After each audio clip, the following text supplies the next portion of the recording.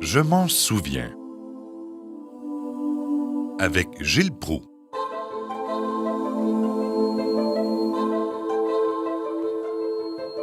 Rebonjour mes chers amis, aujourd'hui j'aimerais vous faire connaître un autre personnage intéressant dans notre histoire. Il s'agit d'une femme et de la première sainte née chez nous.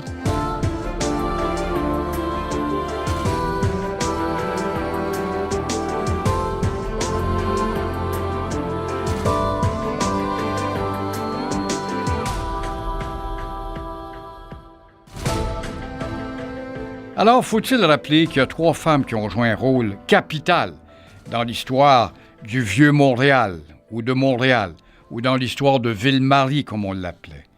D'abord, il y a eu Jeanne Mance, qui est la cofondatrice de la ville de Montréal, ou de Ville-Marie avec Maisonneuve.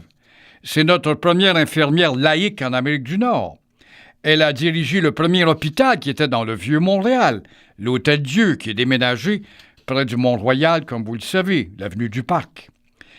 Il y a eu aussi Marguerite Bourgeois, qui va ouvrir, elle, la première école de Ville-Marie et va fonder la congrégation des Sœurs de Notre-Dame.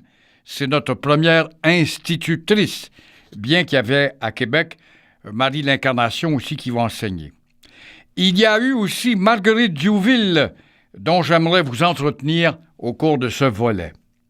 Alors, qui est donc cette Marguerite, cette fleur de la colonie? Qu'est-ce qu'elle a fait de si remarquable? Vient-elle de France ou est-elle née au Québec? Eh bien, à la différence de Jeanne Mance et Marguerite Bourgeois, elle est née au Québec. Elle est née dans la seigneurie de Varennes. Et à sa naissance, le 15 octobre 1701, on est donc en plein régime français ici, Jeanne Mance vient de mourir depuis 28 ans dans notre colonie. Et Marguerite Bourgeois, depuis 1 an. Elle vient donc de tomber, elle aussi, cette femme dévouée. Alors, son nom de baptême à Marguerite Diouville est Marie-Marguerite Dufrost de la Jemmeraie. Alors, vous comprendrez maintenant qu'on voit son nom associé à un parc ou à une rue, par exemple.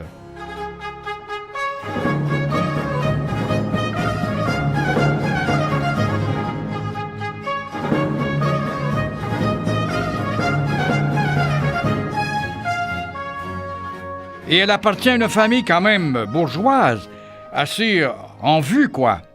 Son père fait partie de la vieille noblesse française. C'était un capitaine des troupes de la marine. Il avait le grade le plus élevé qu'on pouvait atteindre dans ce temps-là dans l'armée coloniale. Du côté de sa mère, eh bien, imaginez-vous que son grand-père était René Gauthier de Varennes, celui qui a été gouverneur de Trois-Rivières. Et sa grand-mère, Marie Boucher, était la fille du sieur de Boucherville, Pierre Boucher, qui est présent dans la toponymie. Alors, Marguerite est donc l'aînée d'une famille de 6 enfants, 3 garçons, 3 filles. Tout est pour le mieux dans le meilleur des mondes, jusqu'à ce que la fatalité frappe. Marguerite devient orpheline de père à l'âge de 7 ans, et toute sa famille sombre tout d'un coup dans la misère. Mais comment expliquer cette descente si rapide aux enfers?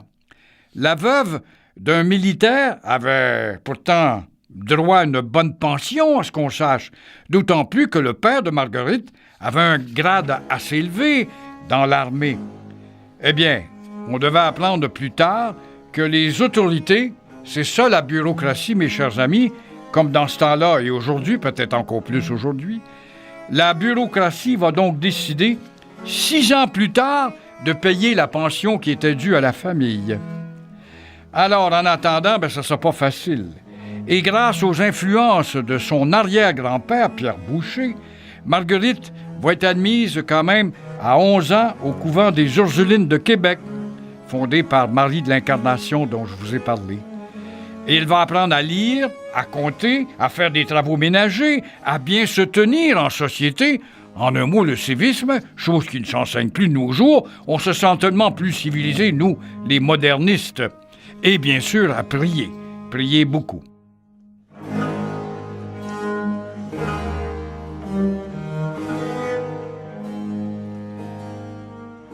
Et après 2 ans au pensionnat, elle va retourner chez elle, auprès de sa mère, qui a besoin de son aide, parce qu'elle n'est pas riche, pour prendre soin de ses frères et sœurs. Marguerite est quand même une belle grande fille, en santé. Elle intéresse un jeune noble dans les parages. Voilà que Louis-Hector Piot a les yeux dessus. Mais la mère du jeune homme, peut-être une snob, s'interpose entre les amoureux et force la rupture. C'est inimaginable, hein? On dit toujours que l'amour est plus fort que la police, mais pas dans ce temps-là, en tout cas. Elle en veut à la mère de Marguerite. La mère de Marguerite Diouville était une honte, peut-être, je ne sais pas, parce qu'elle entretenait des relations jugées inappropriées avec un étranger, ça n'avait pas de bon sens. Alors les commères du village se faisaient aller. Ils l'ont vu à plusieurs reprises, d'ailleurs, visiter la veuve avec ce personnage qui était un étranger. Il arrivait tard le soir. Mais qu'est-ce que ça peut bien faire? Comment expliquer qu'on fasse tout un drame de la liaison amoureuse de la mère de Marguerite, veuve depuis 12 ans? Elle avait bien le droit de sortir avec qui elle voulait. Et qui était donc cet étranger? Eh bien, justement, c'était un étranger au nom irlandais. La mère de Marguerite épousera son étranger quand même, n'en déplaise aux commères. Et elle va s'établir à Montréal avec son mari. Il s'appelait Timothée Sullivan, qui se fait appeler Timothée Sylvain, parce que dans ce temps-là, l'étranger s'intégrait à la communauté québécoise, alors qu'aujourd'hui, c'est à nous de nous intégrer à ceux que nous accueillons, comme vous le savez. Alors, Marguerite les rejoindra, et c'est dans le vieux Montréal qu'elle fera la rencontre et épousera quelques mois plus tard un gars qui avait les yeux sur elle, parce que je vous disais que c'était une belle grande fille. C'est François Diouville, appartenant à une riche famille de marchands. De là, le nom de Marguerite Diouville. Alors, Marguerite a 21 ans. Alors, il est grandement temps qu'elle commence à songer à se marier parce qu'elle était qualifiée de vieille fille et d'avoir des enfants. Elle était même en retard. Alors, ça ne tardera pas et elle aura un premier garçon et elle en aura 6 plus tard, dont 4, hélas, vont décéder en bas âge, comme c'était dans ce temps-là de mourir jeune. Et entre-temps, entre les travaux pratiques, Marguerite habite dans la maison de sa belle-mère, sur la place du marché, que vous connaissez aujourd'hui dans le Vieux-Montréal.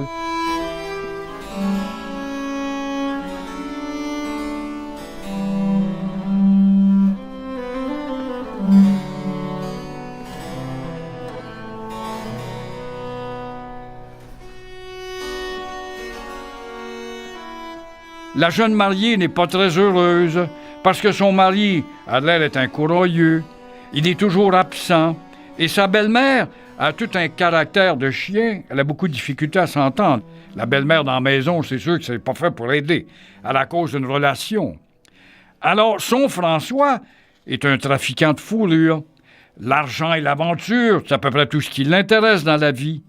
Il est prêt à tout pour s'enrichir rapidement, comme son père d'ailleurs avant lui.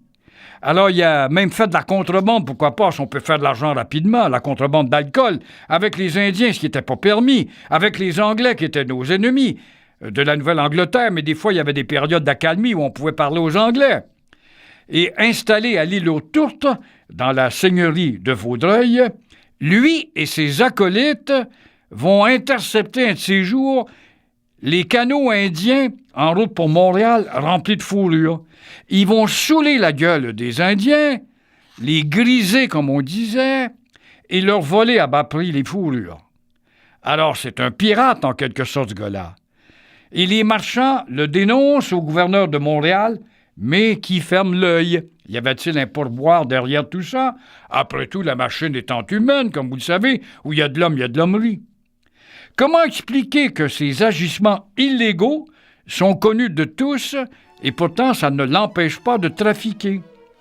Et quant à Marguerite, ne savait-elle pas que la famille Diouville avait une très mauvaise réputation? Elle l'a bien vu avec le temps, bien sûr, parce que François Diouville va dilapider toute sa richesse et même l'héritage de sa propre mère. Alors c'est un gars qui avait faim, quoi.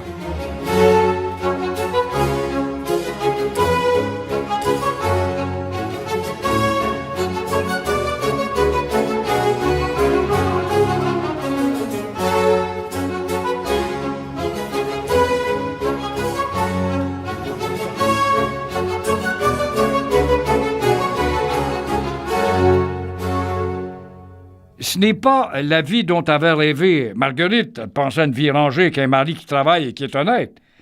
Elle se réfugie d'ailleurs dans la prière, à vivre dans l'espoir, à l'ombre du clocher, mais elle se réfugie aussi dans les bonnes œuvres, à poser des gestes pour aider autrui. Sa situation, quand même, s'aggrave quand son mari décède. Il décède d'une maladie infectieuse, sans doute pour avoir trop courroyé, quoi. Alors qu'elle attend, elle, son 6e enfant, qui va mourir peu après sa naissance. Son François ne lui a laissé que des dettes, ne lui a laissé qu'une mauvaise réputation, mais il lui a laissé son nom, Diouville. Alors, pour survivre, la pauvre Marguerite tient un petit commerce sur la place du marché, à la place royale actuelle dans Vieux-Montréal. Et elle effectue des travaux de couture et de broderie pour venir à bout de gagner une pitance. Marguerite a 29 ans à ce moment-là. Il lui reste quand même 2 enfants, des 6 qui sont nés. François, voilà, il a 8 ans, lui, et le jeune Charles qui a 3 ans. Les 2, d'ailleurs, seront prêtres un peu plus tard. Mais ça, elle ne le sait pas, elle ne connaît pas l'avenir. Tout comme elle ignore aussi que sa vie est sur le point de prendre un tournant incroyable qui donnera tout son sens à ses malheurs. Encouragée par son directeur spirituel à faire confiance à la Providence, elle s'en remet à Dieu et voue un culte particulier au bon Père céleste. Elle partage d'ailleurs son temps entre ses travaux pratiques, l'éducation de ses fils et les œuvres de charité. Elle soulage ses peines en aidant les plus démunis. Une femme généreuse d'elle-même. Et la population de Montréal a plus que doublé à ce moment-là, donc plus de misère. Oui, depuis la naissance de Marguerite, on dénombre environ à peu près dans Vieux-Montréal 3500 personnes, ce qui annonce aussi plus de pauvres et plus de misère, plus de quêteux. Le 31 décembre, Marguerite accueille chez elle une aveugle pour prouver sa générosité dont personne ne veut aider. Alors, s'il y en a pour 3 à la table, il y en aura pour 4, dit-elle, et on trouvera le moyen de s'arranger.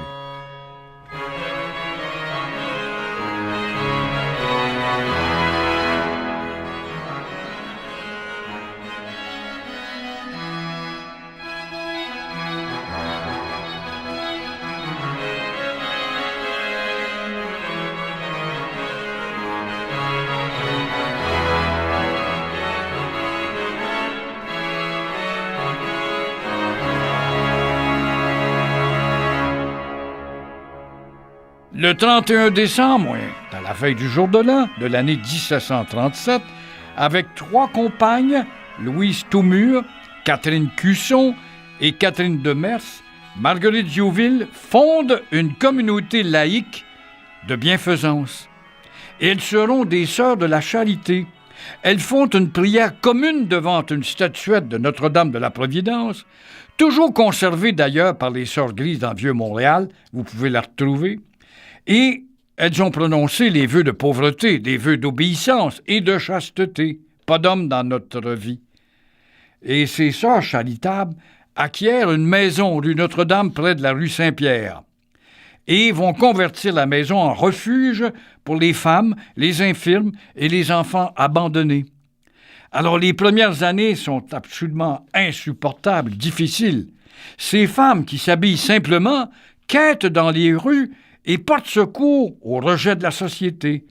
Alors elles choquent plusieurs, les snobs, l'élite. Leur zèle est suspect. Plusieurs croient qu'elles ont perdu la tête. Certaines veulent même que leur gîte soit fermé. C'est une maison honteuse. Alors ces derniers pourront se réjouir quand les flammes vont réduire ensemble la maison de ces pauvres. On les appelait, ces pauvres, folles de Dieu et des indigents. Mais pourquoi sont-elles si mal accueillies par les bien-pensants? Par mépris, tout simplement, par snobisme. Mais quoi qu'en disent les bien-pensants, les hypocrites, la collectivité a besoin de ces femmes dévouées à la misère des autres. Elles ont l'appui d'ailleurs des Sulpiciens, les seigneurs de l'île, et aussi du curé de la paroisse de l'église Notre-Dame. Alors le bien qu'elles font se voit chez ces prêtres-là. Si Marguerite et ses compagnes ont choisi de demeurer laïques, c'est qu'elles ne veulent pas se faire imposer le cloître et de vivre à l'intérieur d'un couvent prié. et elles veulent exercer leur mission dans la rue. Rappelons que les sœurs cloîtrées vivent enfermées, comme vous savez, dans leur institution.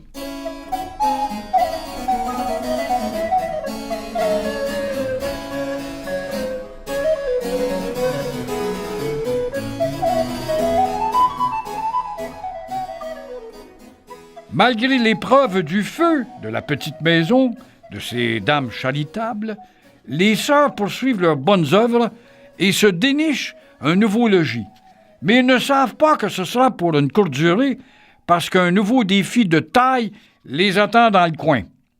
Et avant de quitter son poste de gouverneur de la colonie, Beauharnois, lui aussi méprisait Marguerite Diouville, convient quand même avec Monseigneur Pontbriand et l'intendant Hoccart de confier à Marguerite Diouville, là on en avait besoin, on n'avait plus honte là. On va vous confier, Marguerite, la direction de l'hôpital général de Montréal, fondé par les frères Charon et qui est en faillite. Alors on peut encore voir les vestiges de cet établissement. Vous pourriez visiter les lieux qui ont été retapés d'ailleurs au 138 de la rue Saint-Pierre.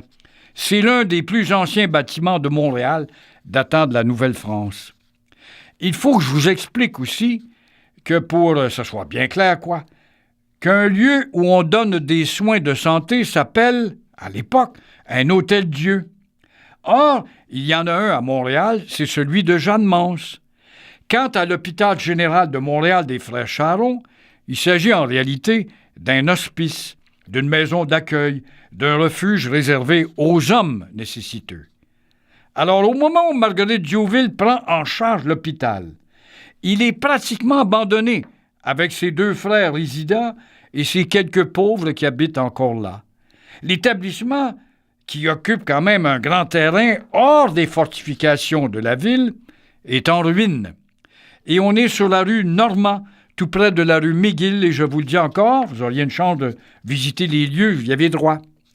Le bâtiment principal, la chapelle, les jardins, la ferme, le moulin à vent, tout a besoin d'être rénové. Malgré un mal de genou qui l'a fait souffrir, cette pauvre Marguerite, elle souffre depuis des années, avec l'aide précieuse de ses compagnes, 5 femmes en tout, elle va remettre l'hôpital en bon ordre. Et en dépit de la charge de travail, elle continue de porter secours aux démunis du vieux Montréal. Les règles de la communauté sont maintenant claires. Renoncer aux biens personnels, consacrer sa vie à faire la charité. À noter par contre que les sœurs mettent leurs biens en commun, exception faite de leur propriété, ce qu'on appelle les biens fonds. Alors, ce qui permettra à Marguerite Diouville, à la fin de sa vie, de léguer la moitié de ses biens à sa communauté et l'autre moitié à ses 2 fils. L'hospice n'est donc plus réservé aux hommes seulement, comme au temps des frères Charon. Tout le monde est reçu là. Les prostituées, les alcooliques, les infirmes, les déficients, les jeunes filles célibataires enceintes, les orphelins, les Indiens. Toute personne qui frappe à la porte, peu importe l'heure, est assurée d'un accueil charitable et d'avoir de quoi manger à sa faim. Les sœurs de la charité hébergeront donc même des veuves, comme la mère de Marguerite qui a perdu son mari. Elles paieront une pension pour habiter, évidemment, dans cette maison-là, quand même, dans cet hôpital des Frères Charon, comme dans une résidence de personnes âgées de nos jours. Mais pourquoi la population parlait-elle toujours de l'hôpital Charon? Le nom restait. Simplement, chers auditeurs, par notre lenteur à accepter le changement. On n'a qu'à regarder, à titre d'exemple, les changements de rue, par exemple, qu'on appelle encore sous le vocable ancien. Et après 53 ans d'existence, l'hôpital général des Frères Charon était sur le point de disparaître lorsque Marguerite Diouville est entrée là en scène. Quelle femme utile! Cette femme est exceptionnelle. En plus de s'occuper de ses 2 fils qui font des études de prêtrise, elle aide des centaines de pauvres. Évidemment, elle n'est pas seule. Les sœurs qui l'accompagnent sont tout aussi dévouées. Comme vous voyez qu'il y a eu l'importance de la femme dans le développement de notre nation, de notre colonie et de notre Montréal. Marguerite se révèle d'ailleurs une excellente administratrice. Elle sait que 4,30 sous font $1, même si le dollar n'existait pas à cette époque. Les Montréalistes ne rient plus En tout cas, il riait d'elle au début. C'est plus le cas. Ces femmes charitables s'arrangent pour être autonomes et elles ont hérité de la ferme Lebert, située à la Pointe Saint-Charles. Et ça va leur donner un coup de main. Elles s'en occupent si bien que durant les bonnes années, elles peuvent même vendre des surplus au marché et rapporter des sous à l'hôpital Charon.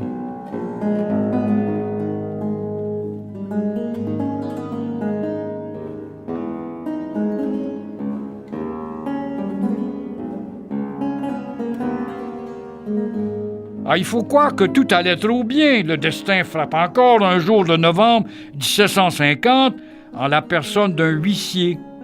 Et imaginez-vous, il représente l'intendant Bigot, un vieux ripou, et toujours est-il qu'il exige les titres de propriété de l'hôpital. Bigot a même l'appui de l'évêque de Québec, la jalousie entre Québec et Montréal, et du nouveau gouverneur de la colonie, le marquis de Jonquière. Alors, Bigot veut fermer l'hôpital de Montréal, transférer les meubles et les pauvres à Québec.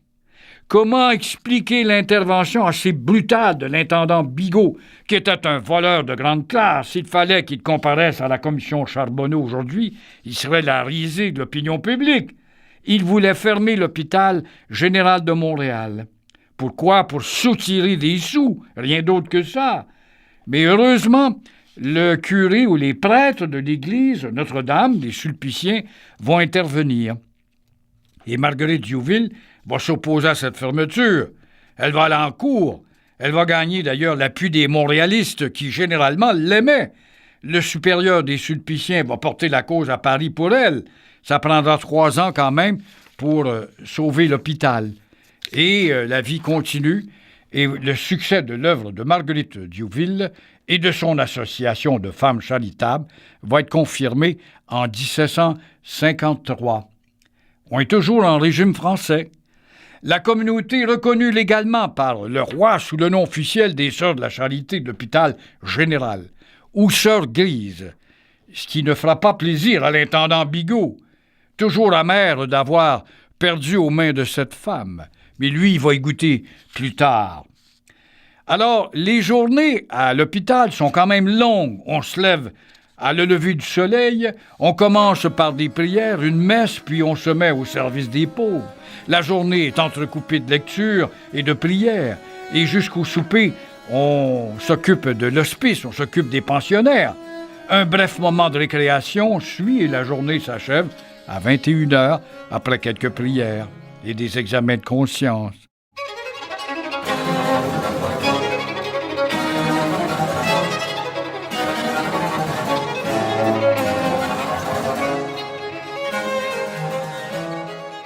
En 1755, la communauté des Sœurs de la Charité, reconnue officiellement par l'Église, choisit la robe gris-beige avec quelques plis et des manches larges, ornementées d'une ceinture noire et d'un crucifix, plus un bonnet comme coiffure.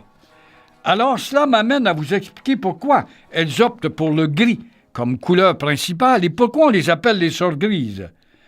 On les a surnommées les Sœurs grises justement parce qu'au début de leur mission, en référence aux activités aux trafiquants d'alcool du mari de Marguerite Diouville lui-même, alors on fait courir toutes sortes de rumeurs dans les rues du Vieux-Montréal. On les accusait de s'enivrer, de se griser, d'être des Sœurs grises, de boire de l'eau de vie et d'en vendre aux Indiens. T'as toute la calomnie, ces histoires. Et devant choisir une couleur de robe, elles vont récupérer la moquerie du peuple et adopter le gris. Je ne devrais pas dire la moquerie du peuple, la moquerie des hypocrites. N'est-ce pas aussi une couleur qui évoque l'humilité, le gris? Ça évoque la modestie de ces sœurs charitables. Alors les Sœurs grises joueront un rôle particulier lors de l'épidémie, pouvant aller et venir dans la collectivité, contrairement aux sœurs cloîtrées de l'Hôtel-Dieu. Elles partiront soigner les malades chez eux, dans les rues, dans les maisons, dans les campements indiens même. Et vous le savez, les finances de l'établissement vont devenir si bonnes que sa lourde dette va être lavée. Alors l'hôpital est presque une entreprise, avec son ambition d'être autonome et de produire des biens de consommation nécessaires. la maison d'accueil fabrique, somme toute, de la bière dans l'ancienne brasserie des Frères Charon, fabrique des souliers, accumule la viande, la farine, font des vêtements, fabrique des chandelles, tout ça au bénéfice des pauvres et de la communauté. Et apprenant que la seigneurie de Châteauguay est à vendre, les Sœurs Grises voudront l'acquérir pour le manoir qu'a fait construire le sieur de Longueuil sur l'île Bernard. On souhaite y planter là une ferme et en faire une autre terre d'accueil pour les pauvres. Et on vient à peine, cette maison de Châteauguay, de la vendre parce que la communauté diminue de nos jours et évidemment, l'argent devient plus rarissime. Après la défaite des plaines d'Abraham, Montréal est sur le point de tomber aux mains des Anglais. Il arrive même que des soldats pourchassés ou blessés se réfugient à cet hôpital. Leur accueil charitable, aussi généreux pour les ennemis que les Alliés, permettra aux Sœurs Grises de poursuivre leur œuvre sous le régime anglais à partir de 1763. En un mot, le pouvoir militaire anglais n'a que des éloges pour ses religieuses, et pourtant les Anglais combattaient les papistes que nous étions, les catholiques. Après la conquête, l'hôpital recevra encore beaucoup plus d'orphelins, des enfants illégitimes, fruits d'union de militaires anglais avec des filles d'ici.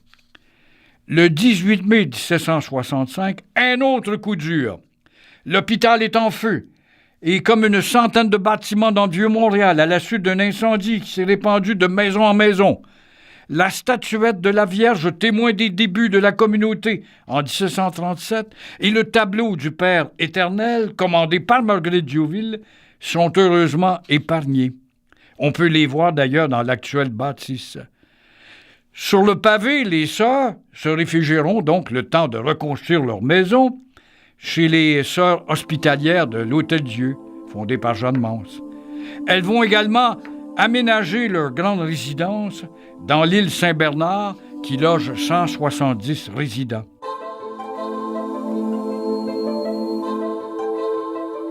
Marguerite Diouville, la mère de la Charité universelle, comme disaient ses fils, meurt à 70 ans le 23 décembre 1771. Elle va être proclamée bienheureuse par Jean XXIII le 3 mai 59 et elle est canonisée en 1990 par Jean-Paul II. Elle est la première sainte de l'Église catholique à être née en Nouvelle-France, chez nous, et rejoint les saintes Marguerite Bourgeois de chez nous et Marie de l'Incarnation. Elle sera la patronne des bénévoles des organisations de charité. Et rappelons que ces trois saintes ont été rejointes le 17 octobre 2010 par le Saint-Frère André.